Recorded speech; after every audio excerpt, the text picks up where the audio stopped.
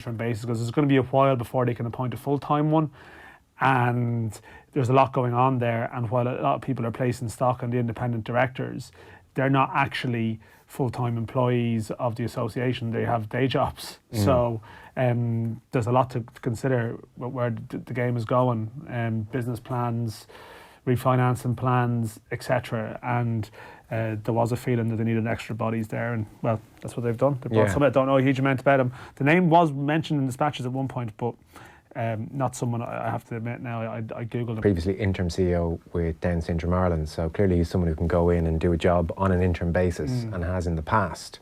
And he's starting with immediate effect, we hear as well. So they needed a name, they needed someone in there, someone with credibility who can effectively It's going to be a tough job. Organise the bailout or the guarantee. That's I don't think they're going to be. I'm not sure if they're going to be doing that. So what I heard last week, I think that ultimately Roy Barrett who's the chairman. I mean, I think in terms of he's drawing up the plans or drawing up a proposal to go to, to UEFA, to government, and more pertinently the banks, to see can they work out a plan. I don't think the interim CEO will be doing anything in that plan. I think they're more going to be activating the plan, i.e., like if there's decisions to be made about jobs or where cuts are made or how we do it, they need someone on hand to sort of execute that. So I think that may be the task at hand for the CEO. Might be more managing, almost working in parallel with this process. It's almost as though I don't think you would bring in an interim CEO if you didn't think that maybe you were going to escape this doomsday scenario, and that actually the interim CEO might have to more so manage whatever cutbacks or whatever stuff needs to be done. I think that's possibly where this person might come in. Okay, Dan McDonald, the Irish Independent, thank you. Let's get to Pat Nevin, who's been waiting very patiently.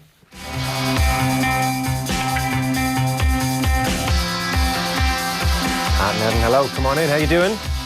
I'm very well, very well. That's perfectly good reason to jump over and get some breaking news there. Very important breaking news as well. We have breaking news surrounding the FAI on an almost hourly basis. Someone's either been fired or appointed or resigned, or some doomsday scenario that we hadn't even contemplated has cropped up. That's generally how it's been going for about a year. Excellent. Interim, so it won't be lasting that long. No. Steady the ship, that's the old idea. Never works. Well, we're hoping. So it was very striking yesterday at Anfield that Liverpool fans, for the first time really, sang out with "We're going to win the league." Even they, after 30 years, have been very slow, even in the context of a mammoth lead, to throw that one out, and maybe understandably so. But it was kind of striking as well, because Liverpool probably won't get the euphoric, dramatic Aguero moment that will seal a league win. In some respects, Salah's goal yesterday might be as close to that kind of a moment as they get, the celebratory relief, we've done it, we're home kind of a moment for them. I think particularly the Salah goal, the way the goal was actually scored as well, breaking from such depth, still a little bit of pressure on them with 1-0 up, but not really that much, to be honest. And then suddenly, you break away like that, and it felt like a release. And you're absolutely right. I thought it was very noticeable. When you seen that moment there, when you saw him going there, celebrating the way he did, and then the fans singing the way they sang. Yeah, it did feel like the moment where they can kind of relax now. And I think they're right to do so. Also, there's another little thing. I think it's kind of important. The Liverpool fans are quite aware. There's been quite a lot in the newspapers over here. They're doing stories on why we hate the idea of Liverpool winning the league. And it's fans of every other club saying that. And it's kind of an odd thing, isn't it? You don't really hear that so much with Man United or anyone else that much. But you've got a lot of that just now going on. People saying, well, we don't want them, anyone else but them. So they don't want to be too smug about it. It's beyond smug now. It's just, this is going to happen. How the smugness will kick in. I don't know. I mean, ABU was a massive thing in the 90s, and even ABU chants were sung at England games. Yeah, it can happen, absolutely it can happen. And you don't honestly always know why it comes up. I've asked lots of my friends and acquaintances, now if they're Chelsea fans or Everton fans, I get it, why they might not want Liverpool to win anything or might not like them. There's history there. So Man United, Everton, Chelsea, they'll have it. But it's other fans as well. It's something else cultural that's kind of gone on. It's kind of hard to put your finger on it. Maybe they've just enjoyed sort of smiling a wee bit as the expectations growing. But I do think the more often I hear it, the most often answer I hear when I ask why don't you want Liverpool to win it is because they all say it's because the media are on their side. Absolutely on their side. One, they may win it more than anyone else. And for a long, long time, particularly over in the UK, there was a lot of Liverpool and ex-Liverpool players who were on the media. And there's still quite a lot there, but who were right in your face all the time. And that used to miff quite a lot of people, and they felt, rightly or wrongly, that they were getting a sort of better shake at it. Yeah, it's interesting. I haven't noticed it in any great way over here. Maybe it's not as visceral a thing when you're not coming across Liverpool fans from the city or as exposed to the media over there.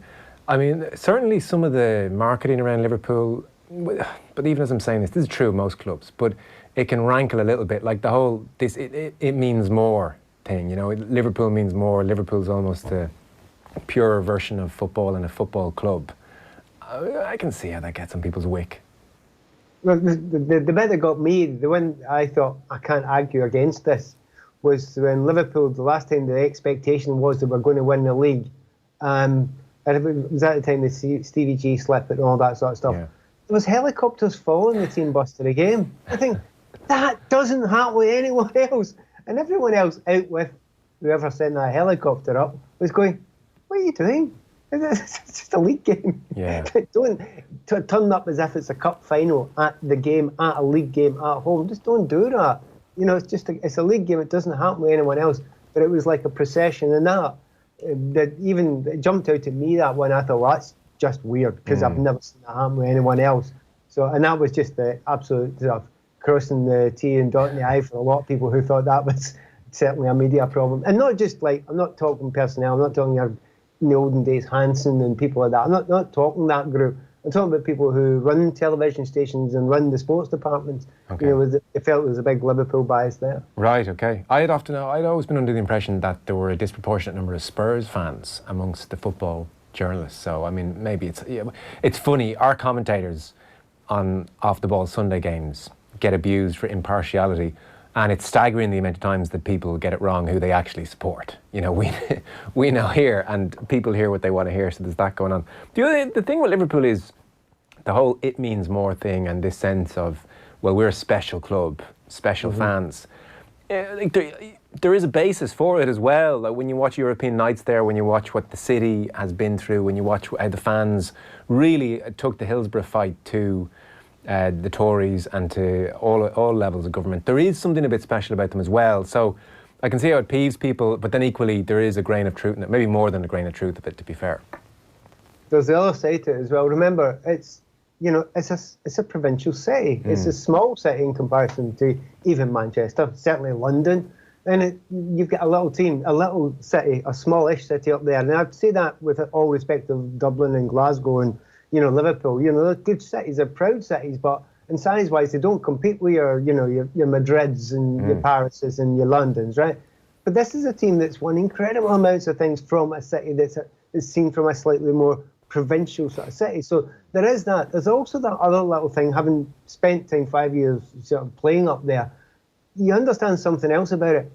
It's quite an introverted city, it doesn't look out as much as... See, Manchester is much more of a city that kind of looks out towards the world, etc.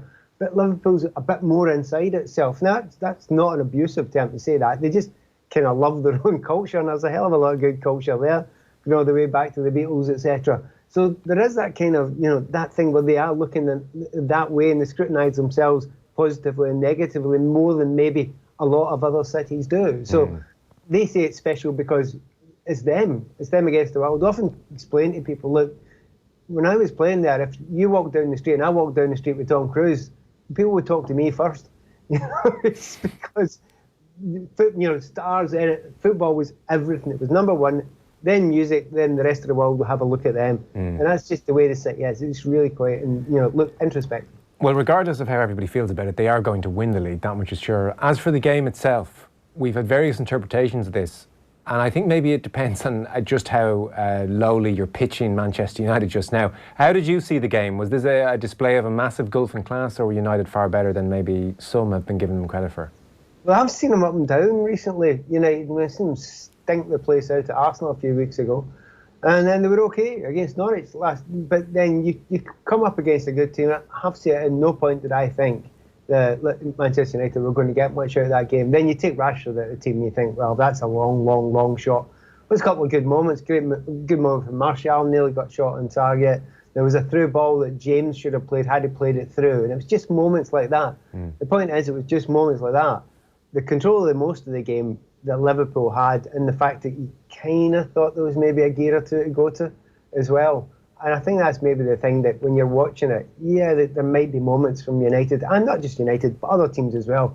And then you look at Liverpool and think, yep, they can do it when they want to. They can turn it on when they want to. And there was just some great displays again. And once again, Van Dijk, some of his passing was ridiculous, absolutely off the scale. And just look around, and one or two turn up to put on, 9 out of 10 performances when they need to. So, was it a golfing class between Liverpool and Man United? Yeah, absolutely. Is it a golfing class between them and everyone else? Yeah, generally, absolutely. That's the case. They have been amazing. And the run of games now is just... I just never thought that I'd see a team do this in the modern era. But they're doing it, and kind of with ease most of the time. So even, say, in the close... well, after the second half, we got a glimpse of Liverpool upping the gears and in the mood, and... things could have happened very badly for Manchester United there. Could have been 2-3 goals very, very easily. But in that closing 15 minutes, when United were not just trying to sucker punch Liverpool, but actually in Liverpool's half and dominating, again, might be a strong word, but on the ball and creating chances or creating a certain kind of nerviness in Liverpool, and Klopp switched formation as well. How do you explain that? Was that good United play, or is that Liverpool saying, we've had our moment, let's just see this out now? It's a bit of both, but I think it's more to do with Liverpool's management of the games. Right. I've been to see them too often, and it's when you sit in amongst the Liverpool fans now, right? And when you're doing the media, you're in that massive big newsstand, and you're surrounded by them. There's just no panic. There's no worry. There's no fear, really. They've got the feeling, knowledgeable fan base, sitting going, yeah, we know it's coming. It's okay. It's fine. We've got this one. And it's even when you're under a little bit of pressure, we've got it, it's okay. And they've also got that added thing is, we've got it, and if we haven't got it, then so what? We've still got loads of points ahead. It's a real comfort and a real confidence about the place. And that's the way I kind of describe it. It's really quite comfortable. And asking Liverpool to play 100 miles an hour for 90 minutes for every single game, when they're this far ahead, when they can be comfortable and save their energies for when they're really needed, I just think it's brilliant game management that they've got. And it's not just Klopp, it's kind of the group of players, they've all got it.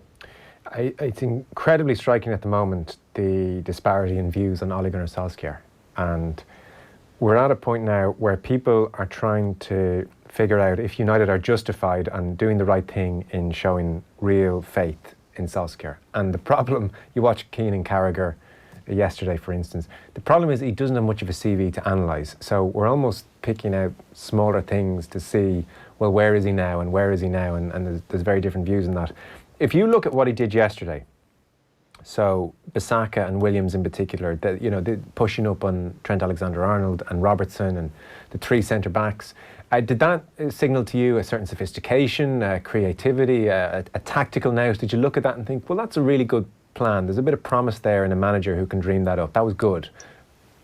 It wasn't massively complicated, but it showed. I like the bravery of it. The fact that you're willing to, have a go, adapt to it, change it when in those situations. I mean, most of the teams that go to Liverpool, most of the teams that play against Manchester City, they play in a certain way, and they just get a bit behind the ball, playing the break, etc. So, I think Man United would probably have done that a little bit more and kind of sat and then tried to do that had they had Rashford as well up there. It's a more sensible game to do that. But without him, you can't do it. So you have to rethink it. I thought it was quite intelligent, if it was okay. It was nothing spectacularly out of the ordinary. And remember, the problems that were caused when Wan Bissaka did go forward and then forgot to go back, and Robertson got behind him time again. That's kind of works against him. It's one of those ones, it's the easiest thing in the world after games when you're looking at players and you go, you got that wrong because A, B and C went wrong. And you're thinking, well, C, D and E and F would have gone wrong had you not done that. It is one of those ones where I'm not sure there was an obvious way with the group of players that he had available to him that he could have really laid that much of a glove on that Liverpool team. Remember, he's not got McTominay, he's not got Pogba, he's not got Rashford. It's kind of the spine of a team, really. And if you're going to try and play against Liverpool, particularly at Anfield, you need everything. You need everybody, and you need them all up for it, and you need them all on form. It was a long way back. And to be honest, if had it finished 1-0, like it could have done, you'd probably have shrugged and shoulders and said, well, there's no great embarrassment there. The 2-0 just kind of hurt a wee bit for him. I just felt a wee bit sad. There was a moment that happened near the end of the game, because I've got a theory about one of the United players, and like an odd one, Wan Bissaka. Just watch him. See when you watch him, just watch him try and cross a football. You can't do it, right? No. It's the funniest thing. Yeah. But he can do everything else. He's a good player. But I've mentioned this to quite a few people. He doesn't actually strike a ball very good. Did you see him try to shoot a ball the last minute there against, and then they break away and, the goalkeeper gets it, throws it up, Salah scores. But it happened quite a lot, and I feel quite sorry for him, because see when you look at all the other right backs just now, they're all absolutely brilliant. All these English ones come through. Reece James is hammering these Beckham-like crosses, and you get Alexander-Arnold, amazing delivery. And the thing is, poor Wan Bissaka, he's got lots go for him, but he's not got that, and that's going to hold him back for being a top player at right back for England particularly. Yeah, well actually that brings us on to the more general point I wanted to ask you about. It kind of came up in the Carragher-Keane discussion, where Carragher was making the point that Klopp improves players. Players sign for Liverpool and they improve, and that doesn't happen enough in the game. So the first general point, I'm going to come back to Liverpool and United, but did you improve across your career, or did you just get to a certain point at 24 where you thought, well, that's my lot now? Because I suspect a lot of professional footballers, even though they're training every day, when they get to 24, 25, they kind of think, well, that's just what I am. I think it is quite common that, because you've learned, it's taken many, many years to learn what you're good at. So what you do is refine what you're good at and get very, very good at that. Of course, that's unbelievably dangerous, because people realise what you're good at. I spent my entire time every year to try to reinvent, just completely reinvent, totally different way of looking at it, hopefully playing in different positions throughout my career as well, which helps a little bit. But I mean, I can remember when I started, I would be taking around 4 or 5 players going in big mazy dribbles all the time, and you got known for that, and it kind of sticks with you. But in actual fact, 3 or 4 years down the line, what you're doing is you're taking it and dragging it and pulling 4 or 5 players towards you, so that somebody else can run into space and you can flick them through. You've adapted that little thing. You've made sure that you work and adapt it, and that's learning. I don't know if you're a better player, but you're an adapted player. There's not that many. I would say centre-halves are excluded from this discussion, because they just keep on usually getting better, because they've got a lot to learn. But the other positions, generally if you're a good player, they kind of come static. But every now and again, 1 or 2 of them comes through, and I think they jump out at you. The Raheem Sterling being my favourite example at the moment of a player that, he was a good player. I know he's unbelievable. You think, where the hell did that come from? But there's others, and hands up, hold my hand up now. One that I did not see coming, Adama Traore. I just thought he couldn't play. He was hopeless. But in actual fact, I just thought he was dead quick and could kick a ball quite hard. But in actual fact, he's actually shown a bit more of that just now since he's gone to Wolves. So you can improve. You need good coaching, and you need a willingness from the player as well. It's amazing how irregularly that happens. And by the way, while you mentioned Klopp improving players, let's be fair. I think Pep improves players at least as much and probably more over the years as Klopp has done. Yeah, Sterling maybe is the most extreme example, isn't it? It's extraordinary what he did with him. So Carragher made the point, well, managers aren't doing that anymore. He said Solskjaer's not really doing it. And I thought maybe that was a touch harsh, because Fred looks to be improving. Yeah. McTominay looks to be improving. Rashford, away from the tyranny of Mourinho, is scoring more goals. He's scored more goals than anybody at Liverpool this year. Martial, even though there might be more in him, you feel he's improving. So the question on Bissaka, surely it is within a coach's power to turn Bissaka into a good crosser in the next 6 months. I don't think so. I'm not sure. I think he's got an unusual running style, and I think there might be a body shape problem there. So I'm not sure you can ever make a great cross. I think you can make him adequate and beat the first man and things like that. But there's other areas you can work on. It's okay if you know somebody's not very good at one certain thing. Yeah. Well, you manipulate it so that you drag in other people in places, you lay it back, then they swing in. There's ways around it. There's always ways around it. But I think it's a bit harsh on Solskjaer to say that. It's easy to look for simple answers like that.